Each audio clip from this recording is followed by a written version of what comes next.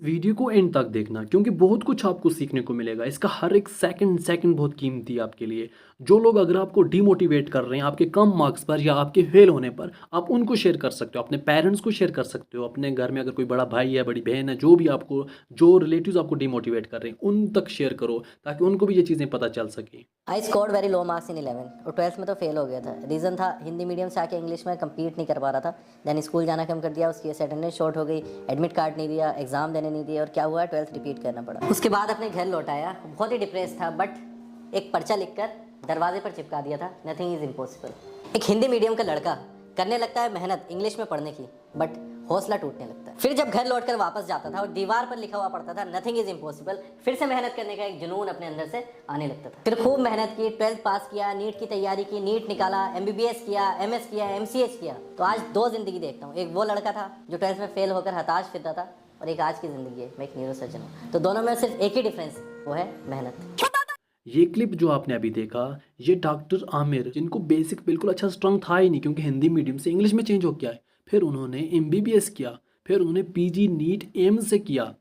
अगर 12th fail हो गए क्या वो कुछ नहीं कर सकते थे? बहुत कुछ उन्होंने किया। अगर आपके 12th मार्क्स कम हैं या फिर आपका 12th रिपेयर है, आप आगे बहुत कुछ कर सकते हो।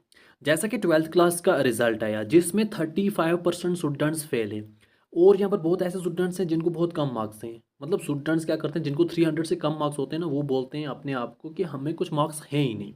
या तो वो स्टूडेंट्स जिनको कम मार्क्स हैं, या जो स्टूडेंट्स यहाँ पर फेल हो चुके हैं, जो 35% स्टूडेंट्स हैं जिनको बैकलॉग वगैरह है। अब क्या होता है ना, इनके जो दिमाग में चीज़ें चलती हैं, वो ये सोचते हैं कि अब हमारा कुछ नहीं होने वाला, और इनके घर वाले भी यही सोचते हैं कि हमारे अब कुछ होने ही वाला नहीं है, अब हमारा फ्यूचर ही कुछ नहीं है। अब इन अगर मेडिकल के स्टूडेंट से पहले ड्रीम रखा था हम नीट करेंगे, अब इनकी फैमिली वाले बोलते हैं अरे नहीं, अब तुम क्या नीट करोगे, अब तुम क्या नीट का एग्ज़ाम दोगे, तुमसे तो कुछ होगा नहीं, ये तुम सब तुम्हारे लिए बेकार है। अब क्या हम तुम्हारे लिए खर्चा करें नीट का एंट्रेंस की तैयारी करवाने में, ये तो सब बेकार है। तो ऐसे फैमिलीज़ में भी होता है। और या फिर कोई स्टूडेंट्स ऐसा है जिसको आगे UPSC करना है, वो तो उसका सपना ही नहीं दिखवाते उसको, यार तू क्या यहाँ पर UPSC करेगा। मतलब अपने बच्चों को खुद ही वो डीमोटिवेट करते हैं। ना तू MBBS कर सकता है, ना तू यहाँ पर UPSC क्रैक कर सकता है, ना ही तू कोई बड़ा एग्जाम क्रैक कर पाएगा। भाई तू 12th पास नहीं कर सकता तो कैसे क्रैक कर पाए कोई और। यही आपके फ्रेंड्स बोलते हैं आपको, यही आपके बड़े अगर घर में भाई बहन है वो भी आपको ये बोलते हैं, आपके पेरेंट्स ये बहुत बात बोलते हैं आपको। तो प्लीज़ पेरेंट्स तक भी ये वीडियो पहुँचाना ताकि उनको भी ये चीज़ पता चल सके। तो ये बिल्कुल मिथ है, ये बिल्कुल गलत चीज़ है। ऐसा बिल्कुल नहीं होता। अगर देखा जाए जो बड़े बड़े एग्ज़ाम क्रैक करते हैं, जो बड़ी बड़ी चीज़ें क्रैक करते हैं, वो यही स्टूडेंट्स होते हैं जिनको 12th में अगर बैकलॉग लगा होता है, क्योंकि यहाँ पर वो सीखते हैं। तो आप में से जितने भी स्टूडेंट्स हैं, अगर अपने घर वालों की जो आपको डीमोटिवेट कर रहे हैं, अगर अगर वो आपको समझ नहीं पा रहे हैं, अगर आपको डीमोटिवेट कर रहे हैं कि नहीं भाई तुम ये नहीं कर पाओगे, तो उनकी बातों को दिल पे मत लो। आप अच्छे से कर पाओगे। मैं आगे आपको 2 इंटरव्यू दिखाऊंगा। उन्होंने IPS एग्ज़ाम क्रैक किया, 12th में फेल हो गए थे, 10th में 60% मार्क्स थे ही नहीं कुछ मार्क्स। तो उन्होंने आके बड़े बड़े एग्ज़ाम क्रैक किए 12th फेल होके भी। तो आप अपनी इस चीज़ को, जो अभी गलती की है, जो आपसे अच्छे से हो नहीं पाया, तो उसको सुधारना है और आगे कुछ बन के दिखाना है। आप में से बहुत स्टूडेंट ऐसे होंगे जिनका 12th अगर यहाँ पर रिपेयर होगा, अब उनके पेरेंट्स बोलेंगे, अगर उनका पहले ड्रीम था नीट का के लिए हम MBBS बनेंगे, अब पेरेंट्स बोलेंगे अब आपके लिए क्या खर्चा करेंगे। तो मैं आपसे भी रिक्वेस्ट करता हूँ, आप सिंपली काम में कीजिए। आप जितने भी यहाँ पर 12th फेल स्टूडेंट्स हैं जिनका ये ड्रीम है हम नीट में आगे जाएंगे, तो मेहरबानी करके, एक तो आपका जैसा कि अगस्त सितंबर में आपका एग्ज़ाम होगा बाई एनुअल प्राइवेट का, एक तो उसके लिए प्रिपेयर करो जैसा कि आपके पास 24 आवर होते हैं। अब बाकी चीज़ छोड़ो, आप अपने जो हैं 4 आवर जो हैं पर डे उसको दो जो आपका फेल हुआ। अगर आपको ज़्यादा सब्जेक्ट है तो 4 आवर दो, अगर कम सब्जेक्ट है तो 2 आवर दो।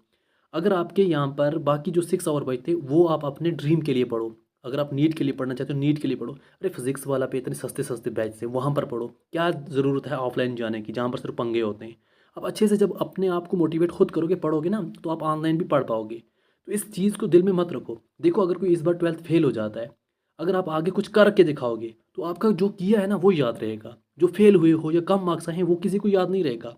या फिर सेकंड, जो अभी टॉप कर रहा है 12th में, अभी तो टॉप किया, सब लोग याद कर रहे हैं, अगर वो फ्यूचर में कुछ कर ना पाया तो क्या लोग उसको याद करेंगे?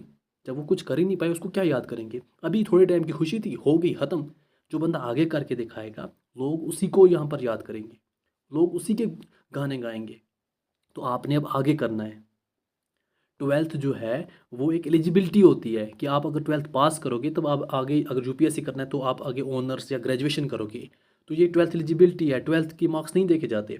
या फिर अगर आपने 12th पास किया है तो आप आगे नीट एग्ज़ाम दे सकते हो, ये एक एलिजिबिलिटी है, वहाँ पे 12th का कुछ देखा नहीं जाता। तो इसलिए आप अपने जो सब्जेक्ट्स हैं उनके लिए प्रिपेयर करो, अपने ड्रीम के लिए प्रिपेयर करो। हाफ टाइम अपने ड्रीम को दो, हाफ टाइम जो आपको बैकलॉग वगैरह उसको दो। अगर आपको कम मार्क्स है तो अपना ड्रीम को साथ लेके रखो, अच्छे से पढ़ो, ये मत टेंशन लो टॉपर बंदा क्रैक करेगा। तो मैं आपको अभी गारंटी देता हूँ, जो भी आपके मेडिकल के टॉपर जो स्टूडेंट्स हैं उनका फिर नीट का रिजल्ट देख लेना, या फिर आगे वो जो करेंगे, या फिर आर्ट्स में जो टॉपर है उनका भी आगे का रिजल्ट देख लेना, खुद ही आपके सामने होंगे। तो ये जो टॉपर्स होते हैं ना, अब मैं ये डिमोटिवेट इस तरीके से भी उनका नहीं बोल रहा भाई आपने गलत किया, आप टॉपर क्यों बन गए। मैं बोल रहा हूँ आप अगर अच्छे से मेहनत करोगे, नॉलेज गेन करोगे तो आपके लिए कुछ बनेगा। अब ज़रा ये वाला वीडियो क्लिप देखो, जिनका 12th फेल होके IPS ऑफिसर बने।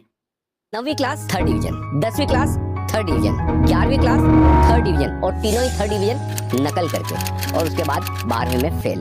ऐसे स्टूडेंट को आप क्या कहेंगे? बेकार है, धरती पर बोझ है, इससे कुछ होने वाला नहीं है।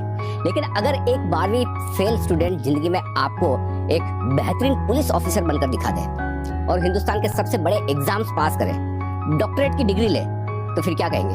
अरे ये कमाल कैसे हो गया?